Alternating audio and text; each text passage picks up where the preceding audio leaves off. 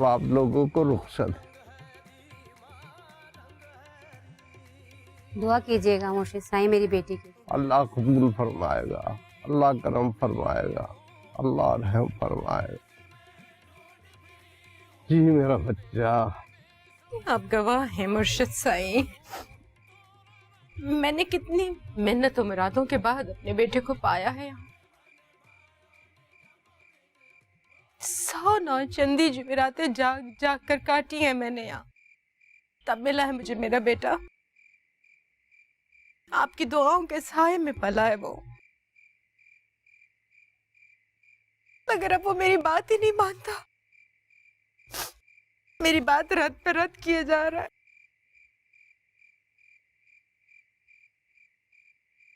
एक ही बेटा है मेरा, उसके सर पर सेहरा सजने की ख्वाहिश लिए 2.5 महीने से दामाद के दर पे पड़ी हुई हूँ। 100 तरह की बातें सुन रही हूँ, मगर काम है कि बनने की बजाय बिगड़ता ही चला जा रहा है।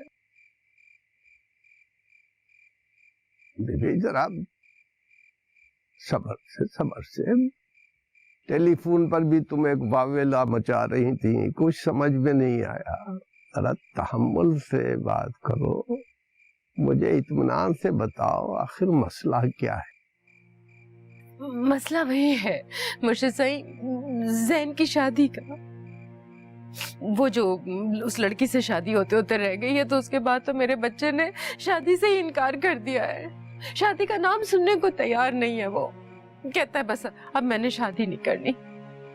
इतनी लड़कियों के रिश्ते आ रहे हैं, मगर ज़ैन किसी लड़की की तस्वीर पे एक नजर तक डालने के लिए तैयार नहीं है। और उसको इस बात पे उकसाने वाला मेरा अपना दामाद माजिद है।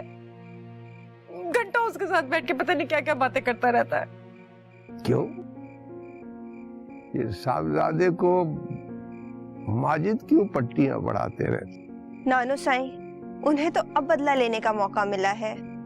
याद नहीं, आप ही की शादी में अम्मी जान ने मुखालफत जो की थी, आपने और अब्बू जान ने अगर हामी ना भरी होती तो अम्मी जान को तो माजिद भाई बिल्कुल भी पसंद नहीं थे। इसी बात का बदला ले रहा है वो मुर्शिद साईं।